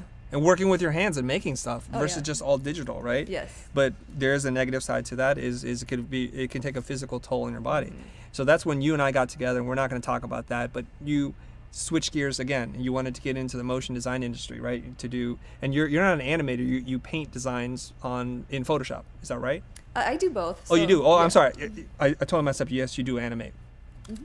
Okay, so you do design and animation, and this was like the third time. So you first went fine art, then you did illustration, and then we'll consider the retail construction design as fine art / graphic design or Mhm. illustration, and then now you're into the motion design space. Do you feel like now you're getting what you want out of it in terms of your fulfillment and the financial rewards? Definitely in the financial rewards, and a lot of times in the fulfillment. I don't know. I feel like as an artist, you always want to be growing and doing new things, and that's part of having multiple careers for me at least. And then I think for me now personally, I feel like I need to kind of figure out where I'm going with this, because I've been freelancing for about 3 years now, so I have enough clients and I've done enough jobs, but I'm not kind of moving forward on anything new. Mm-hmm. So I think for me, that's kind of where I'm trying to build things right now. I see. There's still this other part of you that you need to explore. Otto, why don't we do this? I think people have lots of questions. I'm going to start tapping into their questions. Why don't you show some of her work so people understand? Okay, Aaron, go ahead, cut to the work. And Julia, if you see this, is there anything that we should touch and click on first so that they can see? Anything you want to call out? I think the Young Pope, the LexCorp. The one at the top middle? the Okay, let's top- click on that. Yeah, are the most recent ones. Okay, so let's go full screen. We're not going to hear the audio for that, so we can keep talking about it, right? No audio, right, guys? Go full screen on that, Otto. Oh. It's not showing it to you? That's okay. We can look at it like this. Tell us what you did for this. This was produced at Elastic, and the creative director was Ahmet, and we concepted it and designed it out, and It's beautiful. we cut up all these pictures and animated them, and literally figured out the technical ways to animate them and how to do the lighting, and because all the lighting is faked in these images, and designed the comets. I see. So there's a comet that's going through all of them, Mm-hmm. and the paintings you brought to life, you cut them apart and you're animating them? Mm-hmm. Okay. And what is the story that's being told as each sequence is or each image is being revealed as the Pope walks by? It's supposed to be about how he's kind of changing this religious history or burning it down. And then it goes into I don't know if you can show the last scene, a more like... Wait, did we skip it? So that's a super famous fine art piece by an Italian artist whose name I can't remember Yes? right now. Mm-hmm. And it's supposed to be about how we travel through art and time, and he's kind of like reinventing this history of the church. That was a great series. My wife was glued to this series watching it. So amazing job. What was your role in the production of this sequence? So I did some type design and exploration. I also specifically did cutting up a number of the images and animation on a number of the paintings. I did the comet design. Yeah. And what tools are you using to do this? Photoshop and After Effects. Photoshop and After Effects. So that was entirely 2.5D sequence? Mm-hmm. Wow, that looks really great. Very lush, really beautiful. So just so you guys know, the people that aren't in the motion design industry, there's lots of ways to animate. In the typical, like the way we break it down is there's 2.5D, which is mostly done with After Effects compositing. And what she's probably doing there is putting stuff in Z space so that there's a little bit of parallax, so it creates that dimensionality versus being a two-dimensional plane. You can see it a little bit, right? Mm-hmm. Or am I making this stuff up? Yes, you are correct. Okay, thank you. Because sometimes I just make up stories. And the other way to do this is to do this as some hybrid between 2D imagery and 3D to achieve this. So the wall, the picture frames, that's all an illusion, and the light source creates the feeling that there's physical space there when in fact it's all 2D, right? Hmm. What are the little blue bits of typing, the type that flashes on underneath it? It's supposed to be like a neon look. It's neon, and is it saying something? That's the executive producer. Oh, all the credits? Hmm. I see. That's a pretty inventive way to do that. I'm surprised they agreed to that because it's not the easiest thing to read, but it's super cool and it makes for a great visual. Hmm. Nice. And it's one seemingly continuous shot, right? Yes, And is Jude Law shot there on a green screen and he's walking on a treadmill? How is that done? that's correct. And then the pillars are actually covering up the cuts. The seams. Yeah. Yeah. So that's a little trick, you guys, and you'll notice this for long shots. They always put in something to help hide the seams of the shot, the edit point. Really well done. Okay, so let's see here. Darko wants me to say hello to him because he's got to go to sleep. So good night, Darko, and thanks Patrick for saying that for me. So let's see what kind of questions we got here. Oh, they're saying you need to speak up because is the mic pointed at her face? Yeah, it should be good. Okay. Somebody's saying, Abby Cromwell is saying the lighting from the comet is amazing. It's really beautiful. Next slide. Is there anything else we can show? Let's show one more piece. All right. I want people to get a good sense of LexCorp? the work that You wanna show Julia does. Julia, pick another piece. The Travelers Uh, the Nat Geo? oh, okay. Let's do the Nat Geo. Okay, so let's play this and zoom in on it. Okay, so you want to talk to us about your role and responsibility on this project? So the boards had already been made prior to me starting on this, and my job was to model some of the characters in Cinema 4D, and then I also did a large portion of the texturing, almost all the texturing in this. I did. That is really cool. Very I keep cool. forgetting how multi-talented you are. And I just, at the onset of this, I was like, oh, you only do motion design, not animation. You're like, no, I do animation. I was thinking, oh, she only does After Effects work. And I was like, no, I do Cinema 4D. And you're totally right, because maybe it's because I'm under the lights here. My brain is fried, but now I remember it all. You do everything, right? I do. I feel like certain studios, you can get pigeonholed, so certain studios will only book me for certain things. Yeah. And I kind of get like, no, I can do other stuff. But yeah, I can do a little bit of everything. Okay, so we're going to fire a bunch of questions and just answer them rapid fire, okay? Okay. So how big was the team and how long did that project take? I think the team was only 4, maybe 5 people, and we did it in 2 weeks. That was a I fast remember. turnaround. That was a rough one, right? And Yeah, we just had to be really Efficient. organized. Yeah. yeah, and you guys, that is a really cool project. I'm not just saying that because it was a project that was done here at Blind, but it has this hand-painted quality to it, and it's very difficult to achieve that, especially given the budget and the time frame. So Chris Gamulia is saying, looks so good. She is amazing. Love the textures. Show one more piece of hers. They're asking for another piece. She has skills. People are loving it. What else do we want to say? Somebody asked, how long did it take you to learn animation? Yo, good question. Good catch there, Otto. I'm always learning animation. It's something that you always are continually learning. I learn new things every single day. How about let me reframe the question. How long did it take you to be good enough that people would hire and pay you good money to animate? Well, I interned for 7 months, and I had taken a few classes before that, so I only took maybe like a handful of classes, to be honest. So would that be a little under a year, you think? Over a year? Year and a half, maybe. Year and a half. Okay, perfect. Of course, everyone wants to know what programs did you use. After Effects and Cinema 4D. I think she That's said that, correct. right? And Illustrator and Photoshop. Mm-hmm. Okay, awesome. I think we're going to let you go. Okay. Thank you so much for stepping into the studio and being on this new segment we call Fresh Face. And she definitely does have a fresh face. Thank you very much, Julia. Thank you. Guys, Thank let's you, give her Chris. some applause here. I can't find it. Thank you very much. Daddy, do the Yay. applause sound effect. I don't know where it is, buddy. I see the positive fourth sounds. column on the top. I moved everything already, so applause. There we go. Yay. She is super humble. She's awesome to work with. She's created some really cool artwork for us guys. She's pretty rad. That was fantastic. Thank you for the clap, virtual clap there. I thought you were enforcing that you needed to focus on a niche to Aaron, and now here she comes, multi-talented. Okay, let's answer that. Odara and Aaron and everybody else on the internets, let me just say this to you right now. Let me just say this super clear. And we're recording this, right? Because we're going to play this back in a loop here.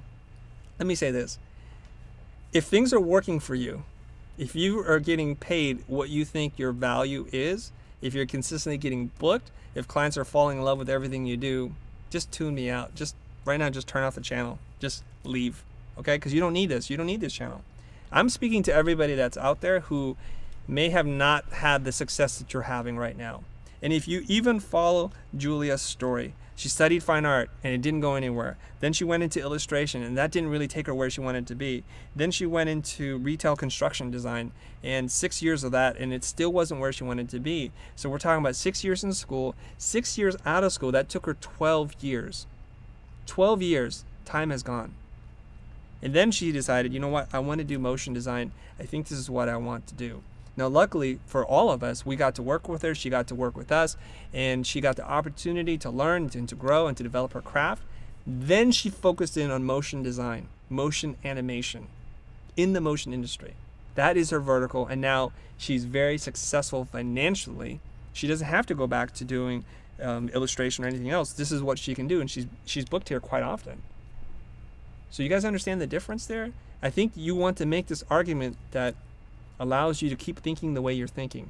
And if your thinking is leading you to success, to health, to wealth, to happiness, you got the family life you want, you got everything you want, your student loans are paid off, please, by all means, God bless you, do that, okay? Just do that. All right. You want to keep arguing with me, you guys? Aaron, go ahead. We can pick up the conversation right now, and I think we need to wrap up pretty soon because I'm actually getting kind of hungry. Me too. Okay, Food. Aaron, let's pick up the argument. Well, what do you want to talk about? You Ask said me I a cut you question. off. You said I cut you off, and you really want to say more things, and I like this. This is the show that I want to have with you. I wanted to say more things that, I Wait. mean...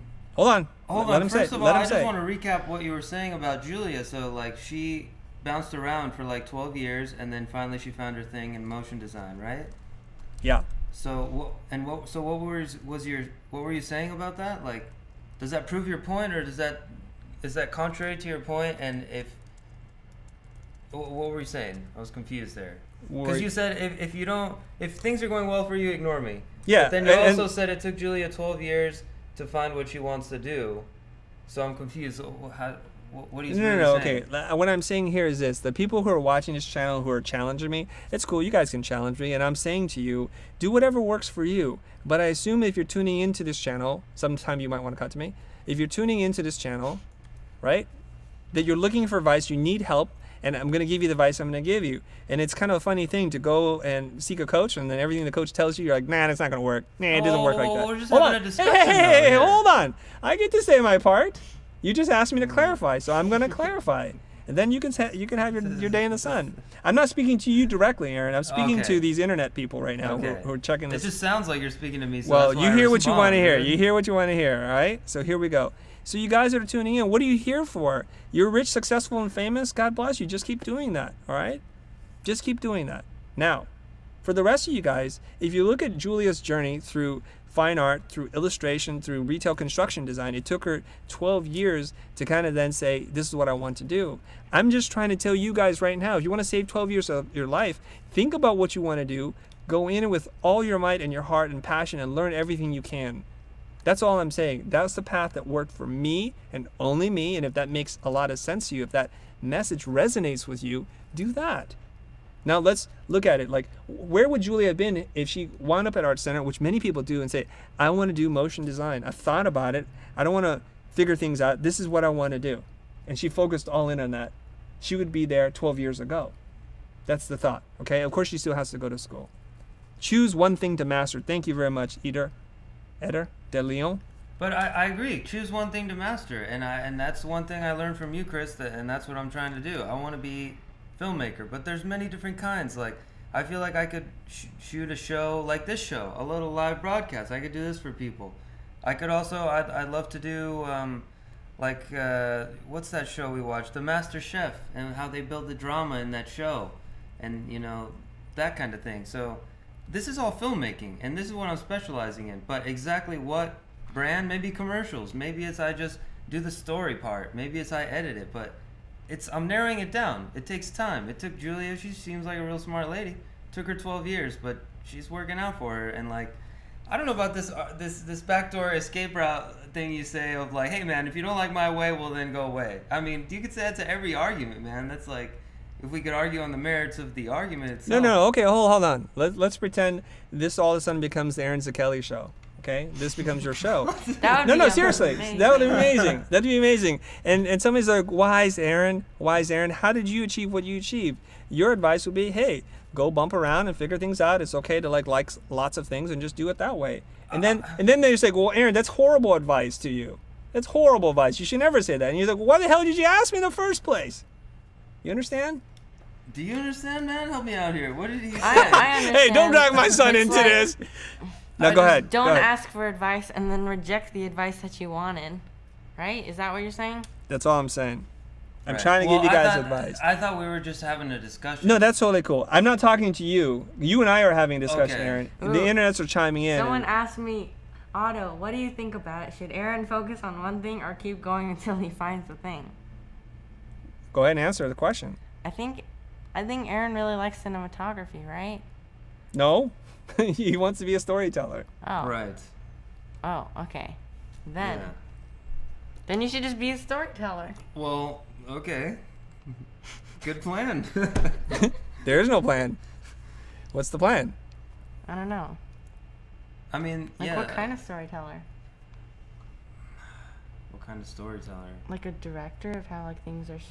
Okay. I want to Yeah, respond to a I couple mean- things. Now, Aaron, you have to separate what I'm saying because I'm talking to a lot of people, not just Right, you. I forget that. So you got to remember, this is Okay. not a private conversation. This is happening very publicly, and I'm responding to lots of things that are being said here. Okay, look, you guys, you want to shortcut in life. You want to hyper jump. You want to get to where you want to go faster because you're not where you want to be, and you're frustrated and you're angry and all that kind of stuff. Well, I'm trying to tell you how to get there. And then you're like, no, let's take the long path. Let's take extra years, and all this adds up to something. And it's totally true. I'm not going to argue that. I am the sum of all my life experiences, all the stupid, silly things I did that were a complete waste of time. That's me, and that's contributed to something in my life. But I decided to focus on one thing, which was graphic design. That's the career I got. That's the success I got. And then I started to learn all these other things. I'm bringing all those experiences in. I'm not telling you to focus on one thing and master it and never learn another thing. I'm not telling you that. But the world needs to know that you're good at something. The world needs to respect you in the craft of what you do. You know, and you know this, Aaron. There were a couple of young people here yesterday. I'm not going to mention their name, but a person asked me, Chris, I don't know what to do.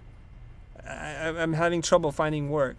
And you know, almost always, it's the same story, and I keep hearing it 1,000 times. I keep hearing it. I did this, and then I did that, and I got interested in developing apps, but I want to do some social media. Now I'm into VR and AR. I'm like, God, what are you doing with your life? I cannot help you. You have an abundance of interest, not enough time and resources, so you got to make a decision. Now, if you're independently wealthy, if you have no financial concerns, you have that luxury, and that's awesome. I hope to give my children that luxury that they can dabble and study and do whatever it is they want. But at some point, you got to get good at something that the world finds to be valuable. And that's the key, all right? What hurts me is to see so many creative people not earn a living doing the thing that they love. And I'm just trying my best to give you the advice that I know that works for me, to see if you can glean something from that. Focus up. All I right? have a question. Go ahead. So like, cause I want to be kind of like what you. I'm modeling what I want to do after what you have done already, and what I see that you've done is that you started saying I like graphic design when you were young, so you chased that, but now you've gotten to a place where it's like strategy. You're good at boiling things down, getting to the essence. You're good at controlling a room, and you're good at communicating with people, and that's kind of where design took you. Right? Same kind of with Jose. Jose started as a designer, but now he's like doing coaching and he's like teaching people. And so are you. You're teaching people. That's kind of different than designing. That's kind of like what I want to do. Like, I'm interested in filmmaking, But now I'm starting to see as I go that I'm kind of more into, I don't know, there's like a more nuanced thing within filmmaking that I'm kind of drifting towards. I don't know what it is yet. Just like I'm sure you didn't know you'd be doing what you're doing now when you were 18, drawing things and copying and tracing, right? Like you kind of grew into something and you got to kind of let it grow is what I'm thinking, right? Like, is that true? Or what do you think? Okay, I'll share it with you. I just want to read this comment from Merch Studios. I thought it was Otto trying to plug merchandising, but he's not. He said, focus until you gain traction. And that's really important. Focus until you gain traction. Focus, okay? Now, let's say I was doing graphic design and I went to Art Center, and when I was a sophomore, junior, right before I got really good, I said, you know what? I like to do underwater basket weave, and I switched gears. Or I want to be a storyteller, and I jumped. And I want to be a coach, and I want to be a consultant. I want to be blah, blah, blah, blah. Every time I switch gears, I start over at the bottom again. So instead of achieving excellence or mastery over something, I'm now average and I'm starting over at the bottom again. And so I get up to average and I get bored and I switch gears again. So you see how each time I switch before I gain traction, I'm starting over again. Now let me repaint the story so you guys truly understand this, because I think there's a misconception. What you see is the end result. You did not see the journey. You didn't see the journey. So the end result is me now speaking to you guys on YouTube, doing something I never thought I'd be doing for a number of different reasons. I did graphic design. I work like a mofo, okay? I did the best that I could to out-hustle every single student that was in my class and then some. I had a desire to teach, but I told myself, have the self-discipline to go learn something in the real world before you go around and regurgitate what you just learned. So I started my company, and it was brutally difficult, but in that company, I was doing lots of things. I was doing logo design, I was doing identity design, I was doing some motion, some editorial, some website, and I realized really quickly I was not having the success that I'd like to have. How did I know that? Because I was competing against web design firms who were much better, against motion design firms that were much better, against graphic design firms that were much better. You see what's happening here? So I talked to my girlfriend, who was my wife at this point, and I said, you know what? We need to focus. I love this motion thing. It's totally not what we studied in school, but I believe I have a strong enough foundation in design, and I'm going to work my butt off. I'm going to figure this thing out, and I'm going to go deep. And I'll tell you a little bit of an embarrassing story. We were working on a large feature film main title for Imaginary Forces, back then RGALA, for Arnold Schwarzenegger's film, The Eraser, or Eraser. And they sent over one of their animators to help coach or supervise me, not as a supervisor. They spent their own money, so he came over and looked at my files like, you know, I just want to show you one thing as you're doing this. You should try the ease function, because it'll like make the motion a little bit nicer instead of doing a linear animation. And I was like, wow, that's cool. And once I learned that, I'm like, wow, I did not learn this. So now I realize I don't know what I'm doing. I'm just pretending, and I'm just bluffing my way through life. Thank God he showed up. Thank God they saw that I didn't know what I was doing, and I was open to getting help from him. It's at that point that I realized, you know what? I need to get a lot better at this. I need to surround myself with people who know what they're doing. And so I then cleared the deck. I'm not going to do any more of this freelance work. No more web work. None of this stuff. I'm just going to focus on building a motion company. And then I did that. I got traction. I started doing commercials. It grew and grew and grew until you reach whatever the highest point is in your career, the terminus of your degree, the terminus of your field. And I feel like I've hit that point. So now I start looking at other things, exploring business, exploring coaching, making videos for YouTube. You see, like when I reach a level of mastery, I can pivot without losing all the work I put into it before. And that's what I'm saying. And I think that's it, you guys.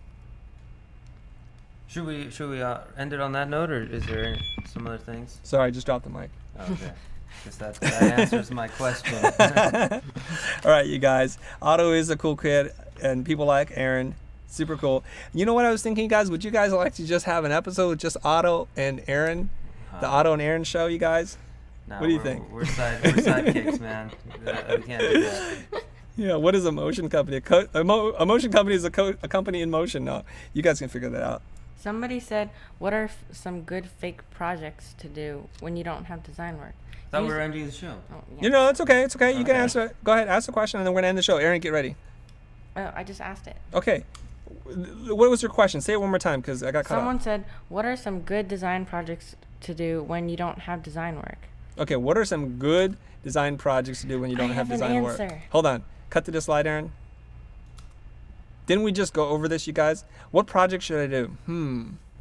Copy someone that you love's project. Yeah, find somebody you Yeah. love. You guys, come on. I just gave you this thing. I told you to screen capture it. In fact, you'll Oh my God, guys, come on. All right, don't make me take you out in the back and do that again. All right, let's wrap up the show, guys. Thanks for tuning in.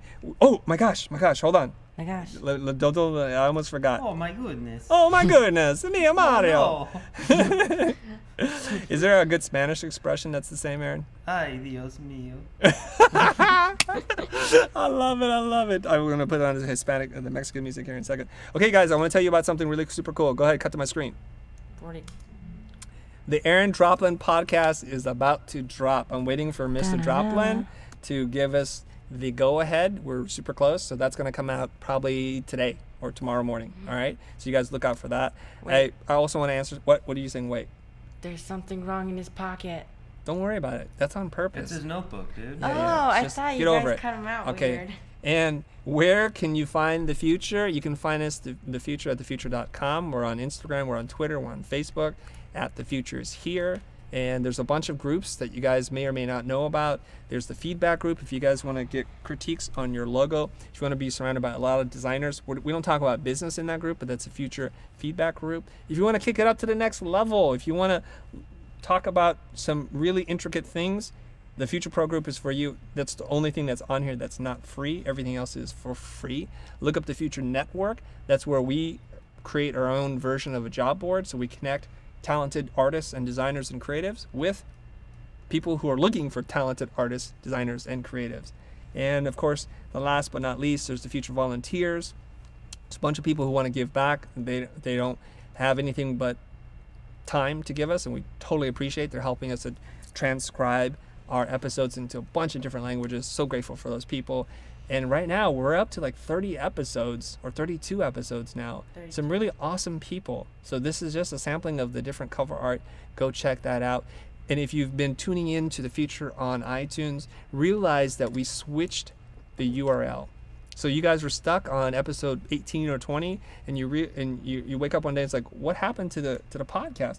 The podcast has been going on strong. So what I suggest is you delete that subscription and look for the Future again, and you will find us, and subscribe. Please like, comment, and share. That'll help us out tremendously with the way they rank it. And there's a bunch of episodes, you guys. We have this whole series called Snapshot, which is our day in the life, true life stuff, kind of really raw reality TV stuff. Of course, we have the live stream. And Melinda, sadly, is coming to an end at episode 8, but she shall return like the phoenix, she shall rise. And that's Season it 2. for this episode, you guys. Come back to me. Thank you very much for tuning in. We're going to be coming back with a lot more live streams. We're going to figure out a program here. I think we're going to do Mondays a very specific kind of thing, and Thursdays and Fridays we'll do very different topics so you guys know what to tune in for and when to tune in. Thank you very much. Be well. Have a great weekend. God bless you guys.